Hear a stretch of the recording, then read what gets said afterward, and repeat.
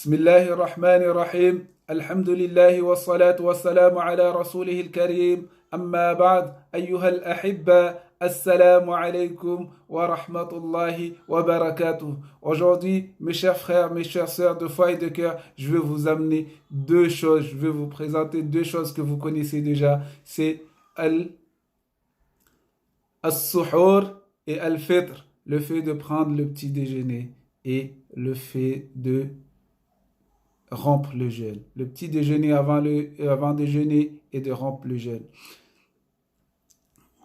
Je vais vous amener 2 ou 3 hadiths sur le sujet, Inch'Allah, et vous allez comprendre.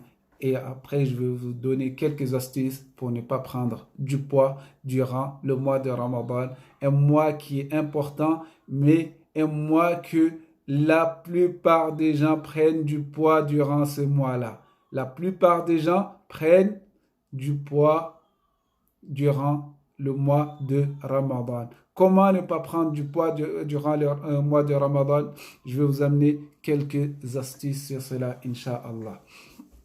Alors, sans plus tarder, nous allons lire un hadith de Anas ibn Malik رضي الله تعالى عنه. عن أنس رضي الله تعالى عنه قال رسول الله صلى الله عليه وسلم تسحروا فإن في السحور بركة متفق عليه. وعن عمرو بن العاص رضي الله تعالى عنه قال رسول الله صلى الله عليه وسلم فصل ما بين صيامنا وصيام أهل الكتاب أكلة السحر رواه مسلم. عن سهل قال رسول الله صلى الله عليه وسلم لا يزال الناس بخير ما عجلوا الفطر متفق عليه. Aujourd'hui, nous avons 3 hadiths que ces 3 hadiths-là ont une importance dans notre sujet d'aujourd'hui. Le premier, c'est que Anas radiallahu ta'ala anhu, il dit que le messager de Dieu sallallahu alayhi wa sallam a dit tasahharu, prenez le suhour, fa inna fi suhour baraka, car dans le suhour il y a le baraka. Prenez le petit déjeuner avant de jeûner. Chez nous on dit le sahur, avant de jeûner, car dedans il y a le baraka. Le hadith est rapporté dans Sahih al-Bukhari et Sahih Muslim, les 2 livres les plus authentiques après le Coran. Puis dans un autre hadith qui est rapporté de Amr ibn al-As radiallahu ta'ala anhu, il dit que le messager de Dieu sallallahu alayhi wa sallam a dit faslu ma bayna siyamina wa siyami ahli al-kitab aklatu as-sahr. La différence, ce qui différencie notre jeûne et le jeûne des gens du livre, c'est le fait de manger, de prendre le suhour. Eux, ils ne prennent pas le suhour. Nous, on prend. Puis, il y a un autre hadith de Sahl, radiallahu ta'ala anhu, qui dit que le messager de Dieu, sallallahu alayhi wa sallam, a dit « La yazalu nas bi khayrin ma ajjalu al-fitr » que les gens ne cesseront d'être dans le bien tant qu'ils précipitent le fait de rompre le jeûne. Et le hadith est muttafaqun alayhi, c'est-à-dire qu'il se trouve dans Sahih al-Bukhari et Sahih Muslim. Mes frères, mes sœurs de foi et de cœur, ces 3 hadiths-là peuvent dire beaucoup de choses, comme par exemple ici, de prendre le suhour. On peut dire que c'est de manger beaucoup le matin, ce qui peut ne pas être le cas. Ou bien al-fitr, ici, ajjalul fitr, de rompre plus vite le jeûne. On peut avoir cette idée-là dans notre tête que on mange juste chez nous, quand quand c'est le temps de rompre le jeûne, on prend un verre d'eau. On prend un verre d'eau, puis on va faire la prière, puis on retourne pour manger. Je sais pas, chez les autres, si c'est pareil. Mais il y a des hadiths que le prophète sallallahu alayhi wa sallam a dit que c'est pas le prophète qui a dit, mais un compagnon du prophète sallallahu alayhi wa sallam qui est toujours Anas radiallahu ta'ala anhu qui dit que كان النبي صلى الله عليه وسلم يفطر قبل أن يصلي رطبات فإن لم تكن فتميرات فإن لم تكن تميرات حسوات من ماء رواه الترمذي وأبو داود وقال الترمذي هذا حديث حسن غريب.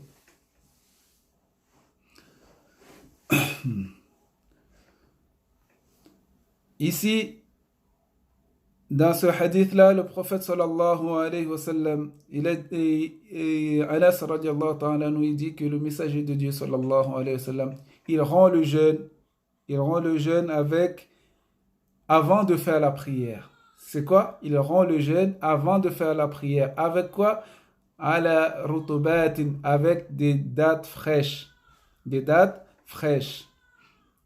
فإن لم تكن تميرات فإن لم تكن فتميرات. S'il n'y a pas de dattes fraîches, il prend des petits dattes.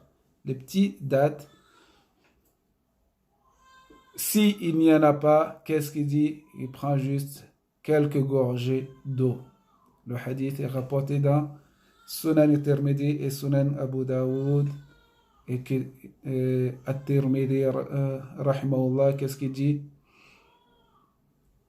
Il dit quoi? Que ça c'est un hadith qui est Hassan et Gharib. Et Cheikh Albani, il dit que Isnaduhu Jayyid, que son sanad est bon. Le sanad de ce hadith-là est bon. Donc on peut le considérer, ce hadith-là. Donc ici on voit que le messager de Dieu sallallahu alayhi wa sallam, il mangeait avant d'aller faire la prière. Rutubatin, ici il y a un jama dans rutubat, des dattes sèches, des dattes fraîches plutôt, qui est beaucoup. Il y a beaucoup, parce qu'il y a jama. Donc il n'a pas mentionné, et on sait que le prophète sallallahu alayhi wa sallam nous a ordonné de manger les fruits par tiers et que lui-même il a mangé des dattes par tiers, 3, 7.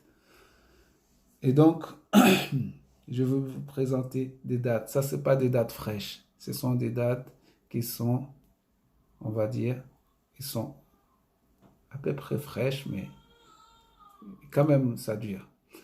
Donc 3 dattes. Et dans un autre hadith, le messager de Dieu sallallahu alayhi wa sallam, il a dit إذا أفطر أحدكم فليفطر على تمر فإنه بركة فإن لم يجد فليفطر على ماء فإنه طهور رواه أحمد والترمذي وأبو داود وابن ماجه والدارمي ولم يذكر فإنه بركة يعني الدارمي غير الترمذي. الترمذي رحمه الله, c'est le seul qui a marqué que فإنه بركة, et tous les autres n'ont pas mis baraka dedans. Que le fait de manger les dattes, de rompre le jeûne avec les dattes, rompez le jeûne avec les dattes car dedans il y a le baraka. Ça c'est un hadith. Sur tant de hadiths, il y a un seul qui a le baraka. Donc dans les dates, si on prend ce hadith là, il y a les baraka. Puis, il y a autre chose qui a le baraka. Ça, c'est, il y a le lait qui a le baraka, car le messager de Dieu, sallallahu alayhi wa sallam, mais ça, c'est pas tout le monde qui peut l'avoir. Donc, on ne peut pas dire à tout le monde de boire le lait le matin à l'époque, ou bien les dates. Les dates, c'était la nourriture de l'époque. C'était la nourriture de l'époque du prophète sallallahu alayhi wa sallam. C'était les fruits des saisons, les fruits de l'époque. Aujourd'hui, nous vivons dans des pays, dans des endroits où on ne peut pas avoir les dates. Il n'est pas obligé d'avoir les dates. Pour rompre le jeûne, si tu n'as pas les dates,